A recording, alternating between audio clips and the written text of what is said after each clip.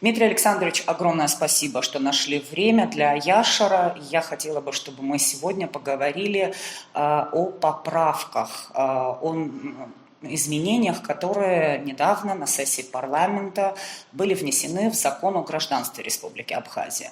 Насколько я понимаю, эти поправки затягивают, скажем так, гайки, да, они ужесточают существующее положение дел. Вот расскажите, почему вдруг сейчас, как давно над этим работали и в чем именно, в какой части вы ужесточаете закон? Добрый день, Исфа, спасибо. Законопроект о гражданстве был зарегистрирован группой депутатов Айба Рашида, Гогия Демур, Билия Бадрик, Худа Бадаут и Маршаня Дмитрий.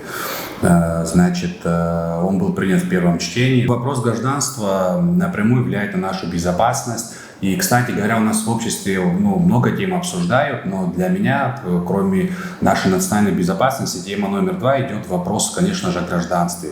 Потому что завтра граждане Абхазии будут решать ее судьбу, и сегодня, кто получает гражданство, завтра они будут иметь право быть избранными, имеют право выбирать, и так далее, влиять на будущее нашей республики. Поэтому для нас этот вопрос крайне важный. И вот часто даже мы обсуждаем многие темы, и эта тема как-то остается, мне кажется, немного внимания уделяется из всего перечня, вопросов, которые в обществе обсуждают. И, кстати, вот в этом плане хочется тоже внимание общества на этот вопрос обратить, потому что, мы обсуждаем там вопрос недвижимости и так далее. И это нас очень волнует, но если мы не будем следить за гражданством и за теми людьми, кто получает, даже если мы не примем закон, допустим, о недвижимости, люди могут, иметь гражданство Абхазии, они могут получать, приобретать недвижимость, квартиры здесь без проблем. И поэтому этот вопрос для нас, для наших коллег, он является архиважным. Тем более народ, который прошел махаджирство, изгнание со своей родины, геноцид, стоял вообще на грани исчезновения, и 18% титульной нации, поэтому нам, особенно к этому вопросу, нужно подходить очень тщательно, к вопросу о гражданстве. Хочу начать с того, что вообще лично я занимаюсь где-то около полгода этим вопросом, во все органы уполномоченные я послал запросы, но так, как депутат, на сегодняшний день, кем являюсь, я не смог получить полностью информацию, кому, на каких основаниях и когда за последние 8-10 лет были выданы паспорта граждан Абхазии, ссылались на разные причины, но не буду на этом останавливаться, но так и не смог на этот вопрос получить ответ. Поэтому мы, коллеги, приняли решение, проект изменений внести в действующее законодательство. Первое, если начать с первых изменений, это мы увеличили, пребывание на территории Абхазии с 10 до 25 лет. Но сразу хочу отметить, чтобы не было разночтений, это не касается тех людей, которые проживают на территории Республики Абхазия с 13 октября 1999 года. Для жителей Галии, для всех жителей Абхазии, которые с 12 октября 1999 года жили непрерывно на территории Абхазии, на них это не распространяется. После вступления в силу закона для тех граждан, которые будут подавать, это на них будет распространяться. Поэтому, чтобы не было разночтений, те жители, которые с 12 октября 1999 года в течение 10 лет непрерывно жили, а непрерывно считается 9 месяцев в году на территории Абхазии, на них это не распространяется. Также мы, закрепили понятие этническую группу черкесов как субъект правоотношения. Это у нас в статью 3 мы дополнили, что кто является потомком черкесов, кто относится к абхазо-адыгской языковой группе.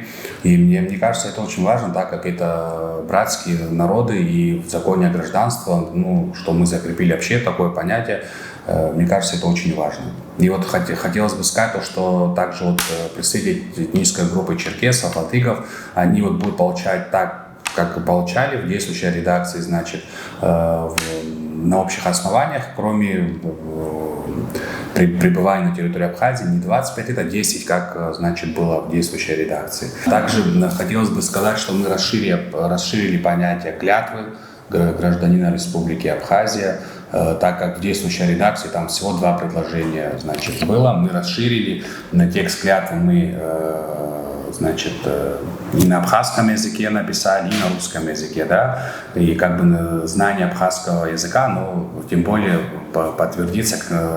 должно подтвердиться, и там с участием, значит, торжественной обстановки это все будет происходить, там аудио, видео, запись, все, и пока как бы гражданин не принесет клятву, он не может являться, не вступает в гражданство Абхазии, это тоже мы обозначили. В статье 14 очень важное изменение, на наш взгляд, это значит статья 14, это пункт Г, это значит лица, имеющие особые заслуги перед Республикой Абхазия и человечеством. Раньше эта статья никак не ограничивалась, и мы, значит, ввели ограничение, квоту это не более 30 человек в год. Да, потому что это, ну, такая, как бы, очень такой громкий пункт Г, где вообще свободно трактуемый, он должен так трактоваться. Если кто-то получает, значит, гражданство за особые заслуги перед человечеством Республики Абхазия, во-первых, мы должны знать, кто эти люди, за что они получили гражданство, там, на каких основаниях. Если эти люди на самом деле достойны, мы будем горды, что они в нашем сообществе будут находиться. И вот, ну, помимо этого, значит, комиссия по вопросам гражданства должна обосновать, мы ввели такое понятие, они должны обосновать предложение о приеме иностранного гражданина или лица без гражданства в гражданство Республики Абхазия по основаниям, предусмотренным пунктом Г. Значит, по этим основаниям они должны представить, почему этот человек получил гражданство, о чем я говорил, ну, до этого, не просто так дать, но должны быть какие-то обоснования, критерии, почему как бы тот или иной значит, человек получает гражданство нашей страны. Помимо ужесточения, вы еще и дополнили перечень оснований для отклонения от гражданства. Да? Вот это очень такой щепетильный для Абхазии момент. О чем он? В представленном проекте дополняется перечень оснований для отклонения заявления о приеме гражданства и восстановления в гражданстве Республики Абхазия. Ну, в действующей редакции, значит, это были люди, развязавшие войну против Республики Абхазия. Значит, в проекте мы дополнили, значит, и их детьми, со составом семьи, что они также не могут получить гражданство Республики Абхазия, которые после войны участвовали там во всякого рода операциях и так далее. Так что в этом плане мы еще увеличили перечень для отклонения, с учетом, значит, семьи. Важная новелла, значит, в проекте то, что вводится, значит, государственный реестр.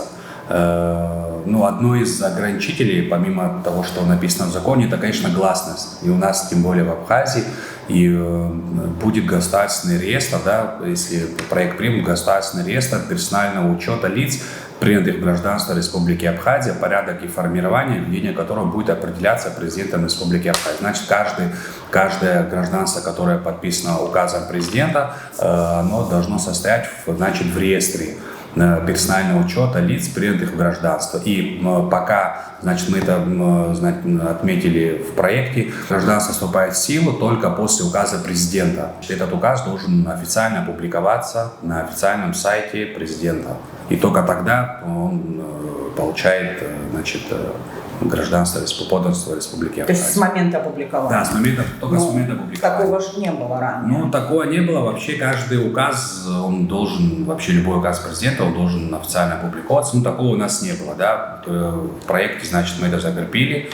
Это, мне кажется, самое основное, наверное, это чтобы все было прозрачно и понятно, и люди понимали, кто является. Если брать, допустим, граждан Абхазии как сообщество, мы должны знать, кого мы принимаем в наше сообщество. И мне кажется, если это люди достойные, которые готовы принести пользу, мы будем только рады. Но просто, к сожалению, вот последнее вот, там, да, вот время, там, 10-15 лет, вот, постоянно вот, у нас вопросы всегда, потому что мы не знаем, ни кто получает гражданство, ни на каких основаниях, кому. То есть всегда это такой вопрос, на который наши граждане не могут найти ответ. И чтобы это все было открыто, прозрачно, мне кажется, это проект очень важный вообще для нашей страны, потому что, как я ранее отметил, что только граждане Абхазии решают судьбу страны. И те, кто получают это гражданство, они должны полностью соответствовать нашим традициям, нашей культуре, отношению к стране. И это должно быть максимально все прозрачно. Если смотреть по аналогии с другими странами, допустим, это вот малые страны там, Европы, Монако, Сан-Марино, это передовая страна последних десятилетий, Объединенные Арабские Эмираты, там практически невозможно получить гражданство, и за этим у них очень, власти очень следят. Даже если вы получаете гражданство в Объединенных Арабских Эмиратах, вы с учтенными правами. Получаете, вы не имеете права ни голосовать, ни быть избран. Только ваши дети имеют право голосовать и быть избраны. Это как бы так мы... Защитный механизм. Далеко, да. Защитные механизмы должны работать, да. В тех странах особенно, где у нас многонациональная страна, многонациональный народ. И с учетом того, что там титульная нация, мы всех уважаем, ценим, конечно же, мы один народ большой, но с учетом, где титульная нация там достигала 18% в недавней нашей истории, мы должны очень аккуратно к этим вопросам подходить. Дмитрий Александрович, конечно, мне было приятно узнать, что в первом чтении парламент единогласно проголосовал. Как думаете, коллеги поддержат и дальше? Я надеюсь, что поддержат. Есть какие-то там предложения со стороны коллег, но, в общем, идею эту об ужесточении получения гражданства коллеги, в общем, поддерживают. Я ни от кого не слышал, что кто-то противник этой идеи. Есть какие-то свои предложения у кого-то там и так далее. Это нормальный процесс. Это в плане концептуально, да, мы обсуждаем, все концептуально согласны. Есть разные мнения, но это нормально в коллегиальном органе. Дмитрий Александрович, спасибо большое, что уделили нам время, ответили на наши вопросы.